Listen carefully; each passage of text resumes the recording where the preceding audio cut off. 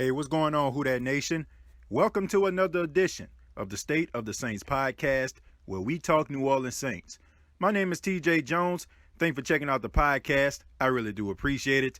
On this edition, this is the Q&A edition of the State of the Saints podcast, where I take questions from loyal listeners of the podcast. And first off, I just want to say thank you to anybody. I mean this, anybody that reaches out with their question to me, because I know you can be doing so many other things with your time. So I'm always extremely humbled that individuals want to get my point of view about the black and gold. So without further ado, let's go ahead and get into it. The first question comes from Kevin Long. And Kevin Long asks, TJ, you have done a few podcasts on different free agents. However, I never see you say that the New Orleans Saints need any of them. Why don't you like the Saints grabbing free agents? Well, Kevin, it's not the fact that I don't like the New Orleans Saints grabbing free agents. It's just the fact that I'm not a fan of free agency, man. I don't go crazy about free agency because I don't think that is what makes teams become Super Bowl champions. I think that teams become Super Bowl champions by building through the draft. That is why it is very, very important for teams to have a front office, to have a guy who is really good at scouting college players. That way, the teams can draft them and they can play on rookie contracts. When you start to get big name players coming into your team that's demanding half of your salary, that's where the problems come in. I mean, honestly, man, you get these guys that come in, they get these 5-year contracts over $100 million, and they don't produce the way that they once did when they were young and hungry. That is why you want to get players that come into the league that are young and hungry and that can contribute to your team, and you can develop them. They can be system guys, and you know exactly what they are capable of, and they're only going to get better throughout time. So it's not the fact that I don't like free agents. It's the fact that I don't feel like free agents are the answer to teams that are trying to go to the next level. But thank you very much, Kevin. Thank you for your question. The next question comes from Travis Johnson. Travis Johnson asks, do you see a Igbo giving us good production if given the opportunity? Could he be the replacement for Ingram? Well, thank you very much, Travis, for your question. To answer it, I don't know. I think that Devon Igbo is a good player. He was an undrafted free agent out of Nebraska.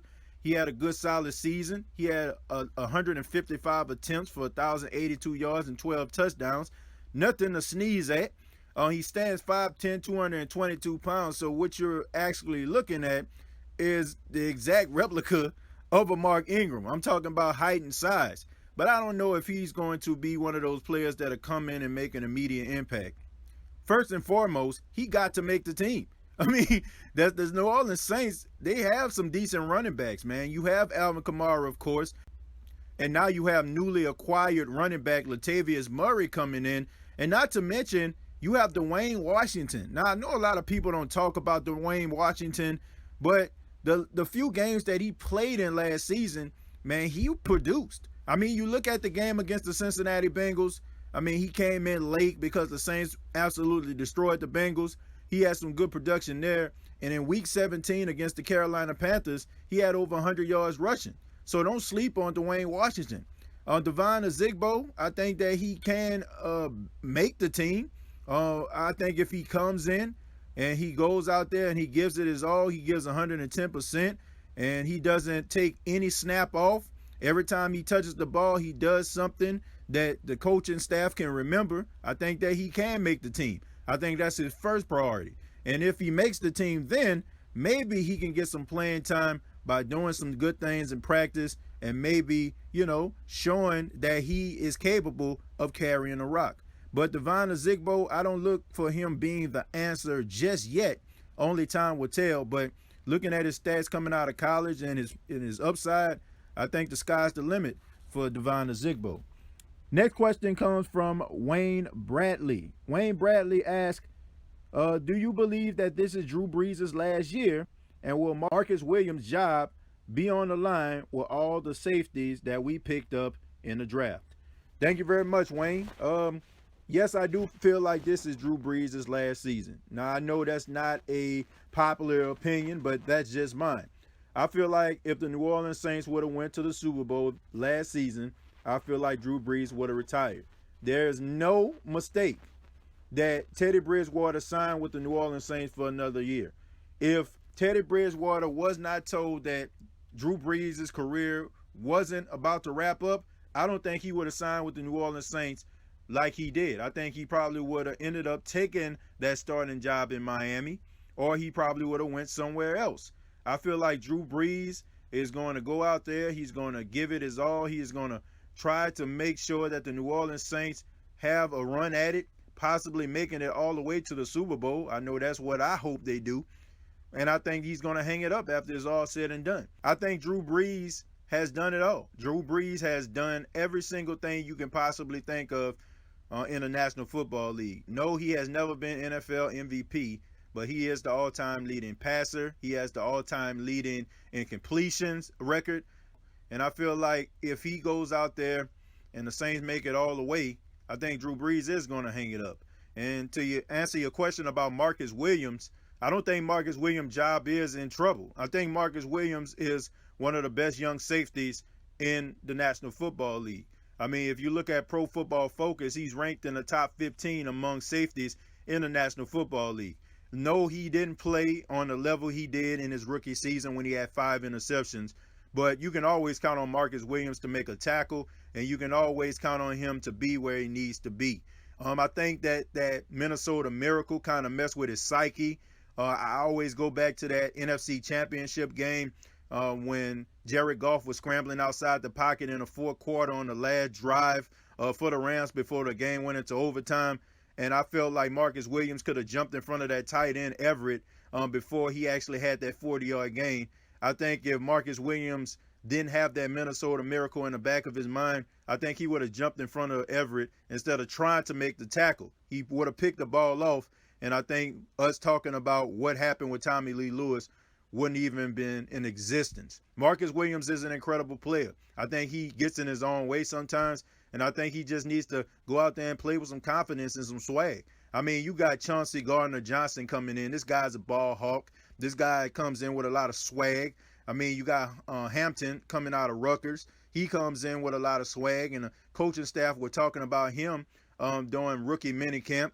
So Marcus Williams, he has to go out there and he got to produce, man. He got to play on the level he did in his rookie season. Because if not, those players are going to be chomping at the bit, and he's going to see his playing time decrease.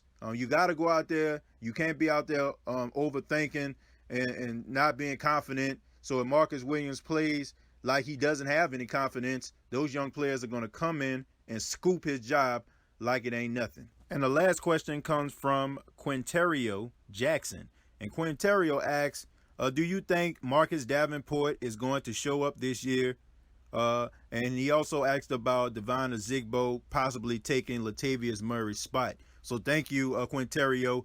To answer your first question about Marcus Davenport, I think that Marcus Davenport is going to show up. I think that it is a big issue when you have a player where the Saints gave up so much for, and he's not on the field. He struggled with injuries in his rookie season. I think that he went out there. When he was out there, he gave it his all. There's no mistake about it. Marcus Davenport, when he is on the field, he is incredible, man. Sideline to sidelines, he is. He has all the tools it takes to be elite. I seen this, man. I remember one play. I think it was preseason. And I know we don't put a lot of stock into preseason, but there was one play where a running back for the Los Angeles Chargers got the ball on a sweep, and Marcus Davenport basically gunned this guy down and tackled him from behind. Man, if you look at Pro Football Focus, once again, if you look at some of the tackles that Marcus Davenport made, he led the NFL in tackles on running backs, man, for lost yardage. So every time he is in a game, you can always count on this guy making a tackle and not counting on the opposing running back to get on the outside and make a big play. So Marcus Davenport, he does have a lot of upside. The problem is we see it very, very rarely because he's never on the field. Now, I'm going to give him the benefit of the doubt. He had some injuries, and he didn't participate in OTAs because he had surgery in February. I'm going to give him the benefit of the doubt. I think that this is going to be the year that makes Saints fans just salivate at the fact that Marcus Davenport is on the team. I mean, there are a lot of people on the New Orleans Saints team and the organization that are counting on Marcus Davenport to produce, because we don't know what's going to happen with Cameron Jordan's new contract. Now, we know that Cameron Jordan over the last couple years, I mean, he has been a first-team All-Pro, and he is going to demand a lot of money. And we don't know if the New Orleans Saints are going to be willing to pay him. Now, once again, that sounds crazy, but we all have to understand as Saints fans that this is a business.